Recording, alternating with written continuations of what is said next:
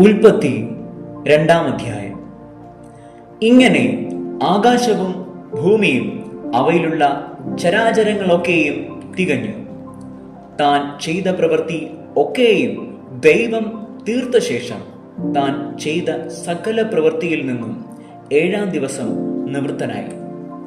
താൻ സൃഷ്ടിച്ചുണ്ടാക്കിയ സകല പ്രവൃത്തിയിൽ നിന്നും അന്ന് നിവൃത്തനായതുകൊണ്ട് ദൈവം 7-ാം ദിവസത്തെ അനുഗ്രഹിച്ചു ശുദ്ധീകരിച്ചു. യഹോവയായ ദൈവം ഭൂമിയും ആകാശവും സൃഷ്ടിച്ച നാളിൽ ആകാശവും ഭൂമിയും സൃഷ്ടിച്ചതിൻ്റെ ഉൽപ്പത്തി വിവരം. വയലിലെ ചെടി ഒന്നും അതുവരെ ഭൂമിയിൽ ഉണ്ടായിരുന്നില്ല, വയലിലെ സസ്യം ഒന്നും മുളച്ചിരുന്നതുമില്ല. യഹോവയായ ദൈവം ഭൂമിയിൽ മഴ പെയ്ച്ചിരുന്നില്ല, നിലത്ത് വേല ചെയ്യുവാൻ മനുഷ്യനും ഉണ്ടായിരുന്നില്ല. ഭൂമിയിൽ നിന്ന് മഞ്ഞ് പൊങ്ങി നിലം ഒക്കെയും നനച്ചു വന്നു. യഹോവയായ ദൈവം നിലത്തെ പൊടി കൊണ്ട് മനുഷ്യനെ നിർമ്മിച്ചിട്ട് അവന്റെ മൂക്കിൽ ജീവശ്വാസം ഊതി.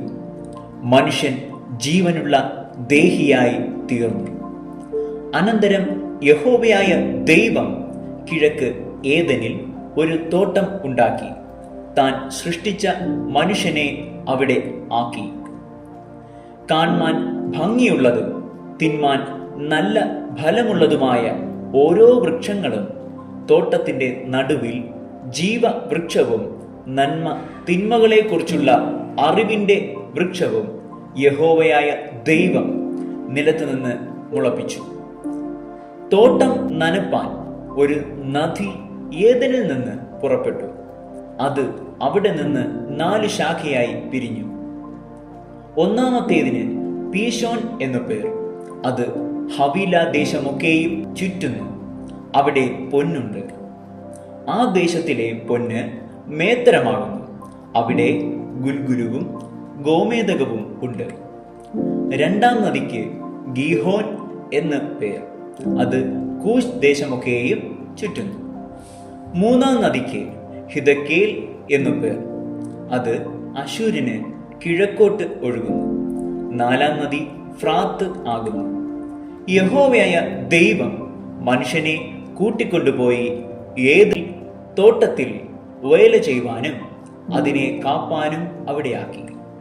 യഹോവയായ ദൈവം മനുഷ്യനോട് കൽപ്പിച്ചത് എന്തെന്നാൽ, തോട്ടത്തിലെ സകല വൃക്ഷങ്ങളുടെയും ഫലം നിനക്ക് ഇഷ്ടം പോലെ തിന്നാം, എന്നാൽ നന്മ തിന്മകളെ കുറിച്ചുള്ള അറിവിന്റെ വൃക്ഷത്തിൽ ഫലം തിന്നരുത്. തിന്നുന്ന നാളിൽ നീ മരിക്കും. അനന്തരം യഹോവയായ ദൈവം, മനുഷ്യൻ ഏകനായിരിക്കുന്നത് നന്നല്ല, ഞാൻ അവന് തക്കതായൊരു തുണ ഉണ്ടാക്കിക്കൊടുക്കും എന്നരുളി ചെയ്തു. യഹോവയായ ദൈവം ഭൂമിയിലെ സകല മൃഗങ്ങളെയും ആകാശത്തിലെ എല്ലാ പറവകളെയും നിലത്തുനിന്ന് നിർമ്മിച്ചിട്ട് മനുഷ്യൻ അവയ്ക്ക് എന്തു പേരിടുമെന്ന് കാണുവാൻ അവന്റെ മുൻപിൽ വരുത്തി. സകല ജീവജന്തുക്കൾക്കും മനുഷ്യൻ ഇട്ടത് അവയ്ക്ക് പേരായി. മനുഷ്യൻ എല്ലാ കന്നുകാലികൾക്കും ആകാശത്തിലെ പറവകൾക്കും എല്ലാ കാട്ടുമൃഗങ്ങൾക്കും പേരിട്ടു. എങ്കിലും മനുഷ്യന് തക്കതായൊരു തുണ കണ്ടുകിട്ടിയില്ല. ആകയാൽ യഹോവയായ ദൈവം മനുഷ്യന് ഒരു ഗാഢനിദ്ര വരുത്തി. അവൻ ഉറങ്ങിയപ്പോൾ അവന്റെ വാരിയെല്ലുകളിൽ ഒന്ന് എടുത്ത് അതിന് പകരം മാംസം പിടിപ്പിച്ചു. യഹോവയായ ദൈവം മനുഷ്യനിൽ നിന്ന് എടുത്ത വാരിയെല്ലിനെ ഒരു സ്ത്രീയാക്കി അവളെ മനുഷ്യന്റെ അടുക്കൽ കൊണ്ടുവന്നു. അപ്പോൾ മനുഷ്യൻ, ഇത് ഇപ്പോൾ എന്റെ അസ്ഥിയിൽ നിന്ന് അസ്ഥിയും എന്റെ മാംസത്തിൽ നിന്ന് മാംസവുമാകുന്നു. ഇവളെ നരനിൽ നിന്ന് എടുത്തിരിക്കയാൽ ഇവൾക്ക് നാരി എന്നു പേരാകും എന്ന് പറഞ്ഞു. അതുകൊണ്ട് പുരുഷൻ അപ്പനെയും അമ്മയെയും വിട്ടുപിരിഞ്ഞ് ഭാര്യയോട് പറ്റിച്ചേരും, അവർ ഏകദേഹമായി തീരും. മനുഷ്യനും ഭാര്യയും ഇരുവരും നഗ്നരായിരുന്നു, അവർക്ക് നാണം തോന്നിയില്ല താനും.